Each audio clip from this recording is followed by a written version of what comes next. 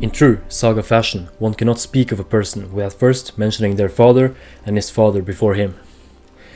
Let me give you some context and get you up to speed on where we are in the sagas up to this point. Bear with me for one moment as I set the scene for you. The king of Norway was once in his home region of Ringerike when he met with 3 of his half-brothers that were still children at the time. He asked the first child what he wished to have when he grew up and became an adult.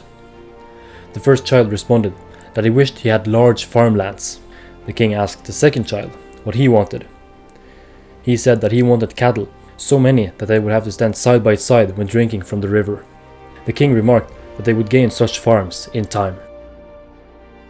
Lastly, the king walked down to the river, where the third child was playing with miniature boats, and to him he posed the same question, what he wanted to have when he grew up. The boy responded, quote, "An army, so large that it would eat the entire farm of both my brothers in one sitting." This boy would grow up to be Harald Hardråde, the kingly English referred to as Hardrada. He would lead the largest fleet that had ever been assembled in Norway over the North Sea and to England to try to claim the throne for himself. And it is said that the Viking age ended when he was struck by an arrow in the Battle of Stamford Bridge and died there. And for a long time, this was the case during the rule of Olav Kyrre, the son of Harald Hardråde. But when Magnus came to power, all agreed that he was more like his grandfather, Harald, than that of his father, Olav, and he would once again raise a grand fleet and sail west. This is the Saga of Magnus Barefoot.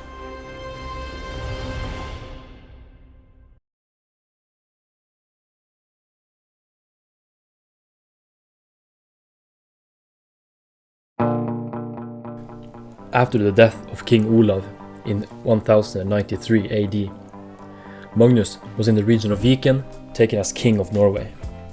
However, when the people of Upplandet got word of King Olav's death, they took another man as king, that being a cousin of Magnus, and his name was Håkon. Following his success in Uppland, he travelled over the mountain and into Trøndelag, where he called a thing and claimed half of the kingdom that was his inheritance from his father. And in return for their support, he promised the people to greatly reduce their tax burden and to abolish the custom of mandatory Christmas gifts for the king. This was very popular, and with this he won their support. He therefore put together a lifeguard, or a hird, and travelled back south over the mountains and into Uppland. Here he gave the people the same benefits that he had given up north. When fall came, King Magnus travelled up to Nidaros and moved into the royal residence there. When Håkon learned of this, he as well made his journey to Nidaros and moved in on the older property nearby. King Magnus harshly disliked the tax exemptions Håkon had given the farmers, and there was hostility in the air from both sides. Magnus himself put most of the blame on Håkon's foster father, Tore was his name. Håkon and Tore grew further stressed and were worried since Magnus had 7 longships fully outfitted and with a tent over them as to cover up. When early spring came, Magnus took his men and his ships and sailed only a short ways away. And when nightfall came, Håkon and Tore could see that there were large fires in the distance on the shore, where Magnus and his men were set up. Seeing this, they came to fear that there was treason in the air, and they therefore blew the horns and gathered all the men in the city to mobilize. The following day came, and Magnus and his men could see the force Håkon and Tore had mustered. He therefore sailed west and was intending to call a thing of the people of the west coast. Håkon did the same and made ready to head towards the region of Viking. A civil war was now a sure thing, and both kings were going around the nation and gathering men to their side. However, in the midst of this, when Håkon crossed the Dovre mountain headed south, he got sick. And it got worse and worse, until, eventually, he died on the mountain, at the age of only 25. Snorre writes that his body was taken back to Nidaros, and everywhere people were crying and in mourning over the passing of the young king. Out of all the rulers Norway had had, he was one of the most beloved, according to Snorre. After this, Magnus continued regardless to Viken, and from there he embarked on his first of many Viking raids.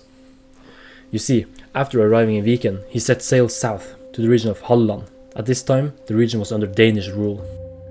Here, Magnus burned many villages and took large amounts of spoils with him, returning to Norway.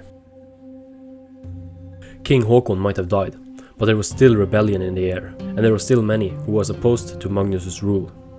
The most prominent was Tore, the foster father of the late King Håkon that has passed away. He figured that he had been too enthusiastic in the support of Håkon to take up arms against Magnus, to such a degree that Magnus would not forgive him. In addition were Svein, a Dane from a great heritage and a great warrior, who had served under King Håkon. Yet another was Egil, a powerful man from the district of Nordmøre. There were even more key figures involved in the rebellion, but these three were the most prominent. The rebellious chieftains mobilized their men in the region of Uppland, and when they had filled their ranks, they marched northwest and down into Møre. Here they embarked on ships and set sail towards Trøndelag, one of the key regions in medieval Norway, and where the seat of power had historically been. However, there was one local ruler that heard that they were headed his way, and so he cut out the hærpil, literally meaning army arrow. This was a special sign that everyone at the time understood to mean that the nation was in trouble and that people needed to mobilize. A battle was fought, and Tore and his party won. The local ruler was able to get away and made his way down to Magnus in the south to tell him everything that had transpired. Upon learning of this, Magnus straight away made ready his fleet and set sail north to Trøndelag. Tore and his fleet were just about to sail out of the fjord when they learned that King Magnus was now headed in the fjord. They therefore came to land on the north side of the fjord and marched north through a valley. Due to his old age, Tore himself was carried by the men over the mountain, and when they came down to the sea again, they seized ships from the locals. Their next course of action was to sail further north to Hålogaland, and came to an island called Bjarkøy. Here lived a man named Vidkun. Tore and his men took all the things of value, and Vidkun and his people were forced to flee. Both the farm and the grand ship was burned, and as the fire consumed it, Tore yelled mockingly, quote, "More to starboard, Vidkun!" End quote.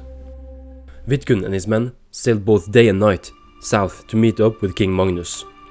Meanwhile, Tore, Egil and Svein were raiding and robbing the region of Hålogaland, and when they were in Harmfjorden, they got eyes on Magnus and his fleet. Tore and his men saw that they didn't have the sufficient forces to fight forth a victory, and so the army splintered. Tore and Egil sailed into an island. Some sailed further into the fjord, while Svein headed out to the open ocean. King Magnus chose to follow Tore and Egil. The fleets came ashore at the same time and rubbed up against each other, and this close the chieftain of Trøndelag that had fought with Tore yelled out, "Are you quick, Tore?" To this, Tore replied, "Quick with my hands, but weak on foot." He was captured, and so was Egil, because he did not want to leave his wife behind. They were both taken out to a remote island, and here a noose was made on a tree. Tore was first brought forth, and as he was walking up to the tree, he was unsteady due to his weak feet. And here Vidkun yelled back at him, "More to port side, Tore." He spoke his final words, "Ille er onde råd," meaning harmful is bad counsel, referring to the bad advice he had received in taking up arms against Magnus. When the rope tightened and the body fell, his head was severed from his body due to the weight. Tore was a large man and taller than most. Shortly after, Egil was led up to the tree, and right before his death, he spoke. "Det var ikke dere som skulle henge meg, for hver og en av dere fortjener galgen mer enn jeg." English translation. "It was not you who would hang me, for all you deserve the gallows more than I." The life left Egil, but King Magnus remained seated in thought, remarking that "Ille hjelper gode frender i nøden. Of little use are good friends when you find yourself cornered," implying that he would have wished that someone would have asked him for their pardon. However, despite Tore and Egil having good friends present, none of them spoke up for their sake.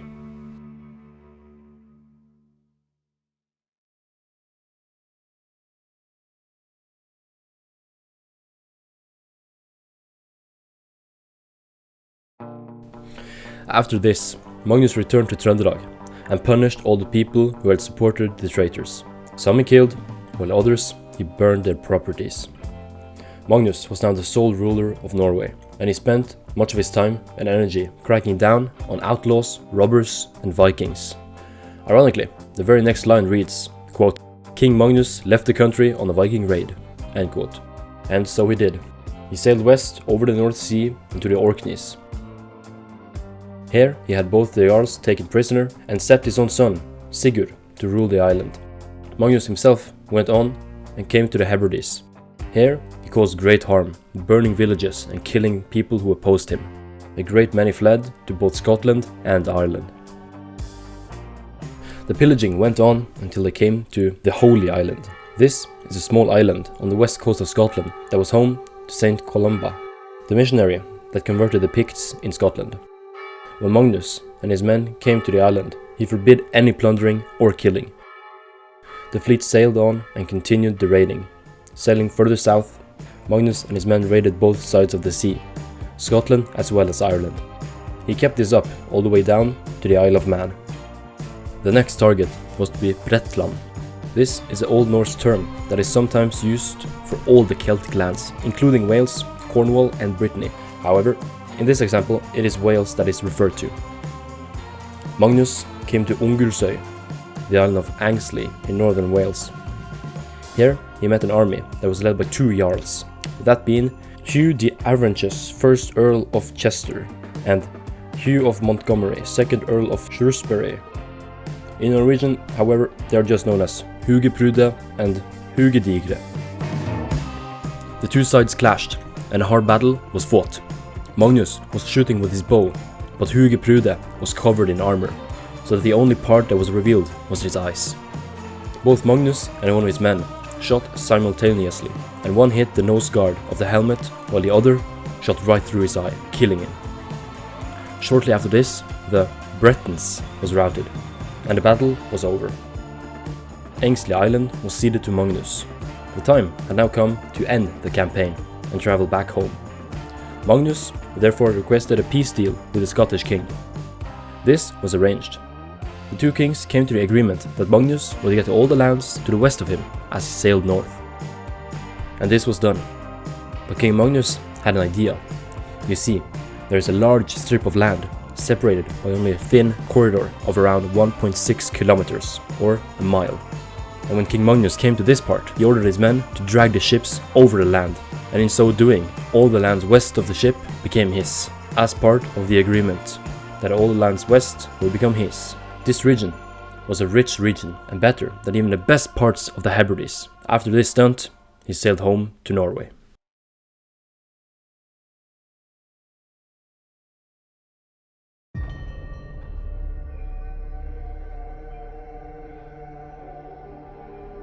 At roughly the same time, the Swedes had gotten a new king. His name was Inge, and he was a good king. Snorre adds that he was stronger and taller than most. King Magnus, however, ever hungry for honor and fame, began to claim that the border between Norway and Sweden went along the Göta River and through the inland sea of Vänern. However, these lands had been under the control of the Swedish king for a long time at this point, and the people themselves, moreover, didn't want to change that. However, whether they wanted to or not, Magnus assembled his fleet and sailed down to the Göta River and raided the lands and made everyone swear that the land now belonged to him. And so they did, at the threat of death. He kept this up, and Magnus and the army eventually came to the inland sea of Vänern. And when they did, it had already become fall.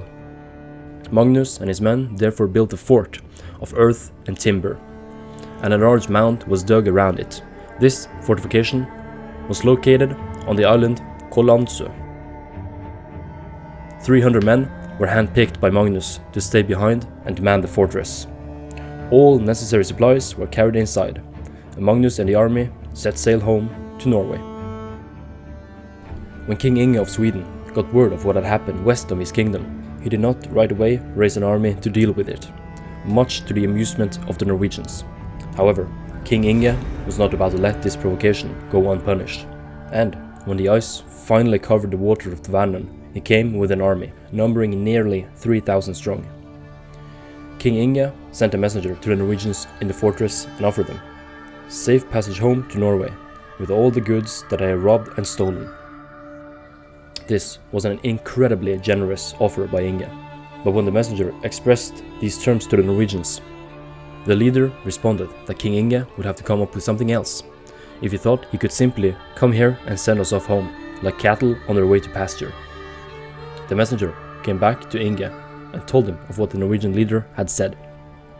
And when he did, he took his entire army out to the island, and for a second time he sent a messenger. This time, the Norwegian could leave with their weapons, horses and clothes, but all the goods that they had taken was to be left in the fort. And when this offer yet again was refused, the two sides began to fight, firing arrows at each other. This was now a full-on siege, and the Swedes began to fill the ditch with earth and timber. Thereafter, they began one by one to tear down the wooden wall. The Norwegians, outnumbered 10 to 1, were now in an unwinnable situation, and with the wall coming down and the Swedes shooting fire arrows at them, they had done all that could be expected of them. And so they gave up and surrendered to King Inge. The surrender was accepted, and they were given permission to leave, but without their weapons and outer clothing. And as they came out of the fort, they were all slapped with a stick and sent home. The region that had once been under the Swedish king were now taken back, and the men from the fort, once home in Norway, came to King Magnus and told him of everything that had happened. When spring came and the ice melted, King Magnus yet again set sail south and took the river up to Vänern, and once again he came with a strong army. Again, the land was looted and attacked. But this time, the local Geats had assembled an army to face Magnus, and a battle was fought. The Norwegians were outnumbered and were eventually overrun and forced to flee. In the escape, King Magnus was easy to spot. This was because he was taller than most men and wore a red shirt over his chainmail. And so, every Geat were targeting him. The terrain was flat, and the two sides could see each other the entire time. But after a while, they came to a wooded, hilly place, where one of the king's friends asked him if he could have his red shirt. He got as he wished and took off in a separate direction. The Geats, mistaking him for King Magnus, took off after him, and not Magnus. King Magnus and the rest of the army was able to get away back to their ships. And this friend that had gotten the red shirt was incredibly able to get away as well. They now sailed back down the river and north to Viking, home to Norway. The following summer, a meeting was held in the border region of all three Scandinavian kingdoms, in what is modern-day Göteborg. In attendance were all the kings: King Magnus of Norway, King Inge of Sweden, and King Eirik of Denmark. They had all given their word that no harm was to be done during this meeting. All three kings showed up along with their men, and Magnus, Inge, and Eirik stepped forth on a small hill where they could talk freely to one another. It was said that among the three, King Inge was the tallest and strongest, while Magnus the bravest, and King Eirik was the most handsome. All three talented speakers. One can only imagine the long drawn-out talks that would have taken place during this meeting. Regardless, the three kings all came back to their men and told them that they had come to an agreement of peace, and that all three men would have the kingdom that their fathers had had before them, thus ending any further expansion into each other's kingdoms. Furthermore, the kings would pay their own men compensation for the warring, and King Magnus would become married to the daughter of King Inge, bringing the two kingdoms closer. All the details were eventually agreed upon, and the three kings parted ways. Margaret, the daughter of King Inge, came back to Norway and was married to King Magnus, becoming queen.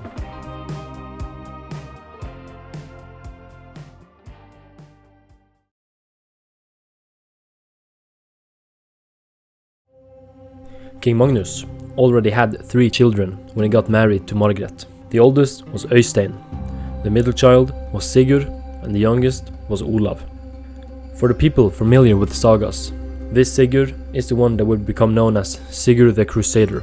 There is much to be told about him, but that is for another video. When Magnus and his army came home from the Viking raids in Scotland and Wales, they had taken up many of the customs that were over there. Short capes and walking around barefoot. Magnus therefore earned the name Magnus Barefoot, though some called him Magnus the Tall or Warrior Magnus. Snorre tells us that there was a church up in Nidaros, where both Harald Hardråde and Olav Kyrre, as well as Magnus, had crosses carved into the church to mark their height. The tallest being Harald, thereafter Olav, and then Magnus. However, this church that still stood at the time of Snorre's writing is now no longer, and the Nidaros Dome now stands where it once did, and the wall with the crosses carved into them has sadly been lost to time. King Magnus was not always a popular king, and this would become apparent in the following years, when he made a string of harsh rulings regarding taxations. The first of which was a friend of the king that had lost a relative, and King Magnus demanded an unreasonable amount of inheritance tax. The man tried to plead with the king, but he was steadfast in his ruling and unwilling to compromise. Next, the son of the man came to Magnus. He was a veteran of the Swedish campaign and one of the 300 that had remained in the fort left behind. He explained that he had served him wholly and true for years, and impressed upon the king that he had been willing to be a garrison in the fort when so few else had. But even this was not enough to sway the king's opinion on this ruling, and he too had to leave empty-handed.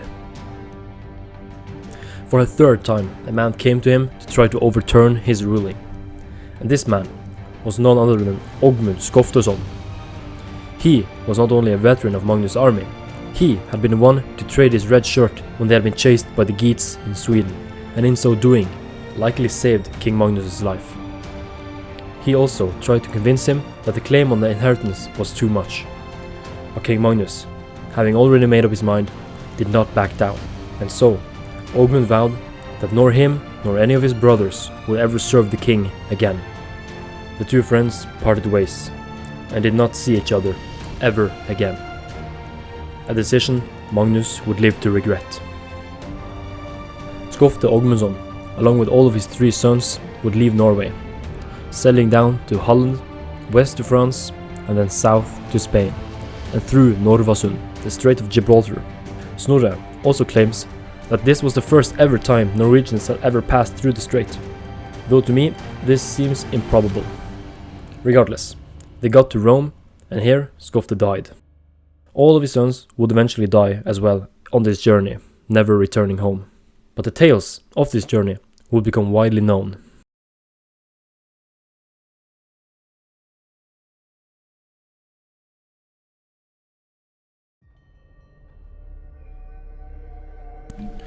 King Magnus had now been king for 9 years, and he was once again ready to set sail out west on campaign, and so he mobilized all the men that he could gather, and set sail with the best equipped army Norway could muster. The first stop was the Orkneys, and from here to the Hebrides, and finally to Ireland. Here he forged an alliance with the king of Connacht, Myrk they called him, and together the two armies conquered large land areas, including Dublin and their surrounding regions. Magnus and the army stayed with King Myrk for the winter in his kingdom of Connacht. When spring came, the two kings together marched into the region of Ulster and fought battle after battle, and they were eventually able to put most of Ulster under their control. The Irish campaign had, until this point, been a complete success, with large rich lands having been conquered by Magnus and his new ally. It was now time to head home, and Magnus and the fleet were just about ready to depart when they realized that they were short on supplies and needed more food to feed the men the entire voyage home to Norway. Magnus therefore sent men back to King Myrk to get some cattle for the journey back home. However, the time Magnus had set of their return came and went, and when the men still did not show, Magnus, along with most of the army, went to land to look for the men. They began the march inland, and first they had to cross a marshland where there were planks covering the marshes, and to both sides were scrub forests, a combination of large bushes and short trees.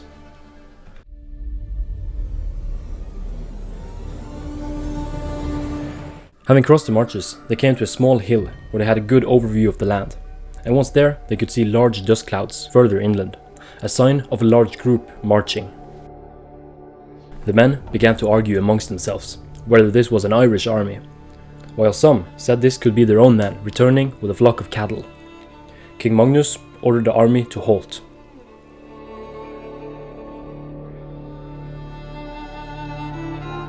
The similarities with this and the events that had led up to the Battle of Stamford Bridge were likely at the back of everyone's minds. There too, the Norwegian army had been taken by surprise, and despite having fought a hard battle, they had ultimately paid the price for being unprepared. One of the king's closest men now spoke. Quote, "What is the meaning of this expedition? I feel you are careless with your actions, for you know how treacherous the Irish are. Please think of a plan for the army." End quote. Magnus agreed, and the order was given to form up in battle formation. He himself had a red shield with the emblem of a golden lion on it. Here is, to my knowledge, the earliest mention of the Norwegian coat of arms, the red shield with a golden lion on it. As the dust clouds came nearer and nearer, the suspense grew even louder and louder, until they eventually saw that this was their own men coming, with a herd of cattle. King Myrkjartan had kept his word. It was now around dinner time, and the army was now making its way back across the marshland they had crossed earlier in the day. But suddenly, an Irish army came towards them from behind every tree and bush. The Norwegians were taken completely by surprise, and many men fell right then and there, before the battle had even begun. Total chaos gripped the army, men fighting for dear life, one man shouting to the king, quote, "Our army is in terrible position, king. We must come up with a plan, and in all haste." End quote. King Magnus now ordered that everybody form a shield wall under their own banners, and to commence a fighting retreat across the marshlands, and ensure this meant that the tide would turn as soon as they got off the marshes and onto dry land. The Irish, firing continuous arrows, and despite suffering high losses, every time an Irishman would fall, another one would just as soon take his place. King Magnus and the Norwegian army were able to get all the way back to the last part of the marshland. But here, the passage was so narrow that only a handful of men could cross at a time, and many Northmen fell here. The situation was becoming more and more desperate by the minute. The Norwegians were now trapped, squeezed in between one side, a narrow opening, and the other, the Irish army. Decisive action was badly needed. King Magnus did not disappoint. Without losing time, he ordered Thorgrim Skinnlue to cross with his men, since they were the best archers in the entire army. They would take up positions to fire back at the Irish and to cover the retreat for the rest of the army. Magnus gave him the assurance that he would defend them during the crossing and that no harm would come to them. Thorgrim and his party began the crossing, and once they were over, they tossed their shields on their back and ran away to the ships, deserting King Magnus along with the rest of the army. Magnus saw this and spoke out, quote, "Cowardly you part ways with your king, and foolish was I who made you ruler and declared Sigurd an outlaw. Never would he have done such a thing like this." End quote. This betrayal had effectively sealed the fate for both the king and his army. They were now fighting a losing battle, with no way out and suffering losses they could not afford. Magnus was struck by a spear that went through both of his legs. He then amazingly broke the spear with his hands and yelled out defiantly, quote, "This is how you break a leg lock, boys." End quote. Despite this display of pure willpower to succeed, King Magnus, along with the rest of the army, was eventually cut down, with only a few being able to get away. Magnus himself was killed by an axe that struck him in the throat. King Magnus died at the age of 30, having ruled Norway for 10 years, from 1093 to 1103. Many say that the Viking Age ended in 1066, when King Harald Hardråde was killed. However, I think Magnus would disagree. Snorre tells us that there was an expression that lived on at the time of Magnus, and that was the response that he would give to his friends when they told him that he was careless while they were out on campaign in foreign lands. He always responded, quote, En konge har man til heder, ikke til et langt liv.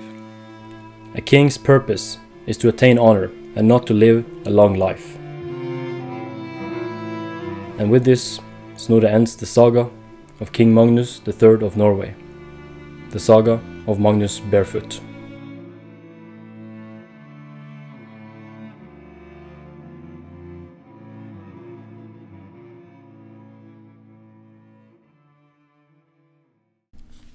Thank you so much for watching.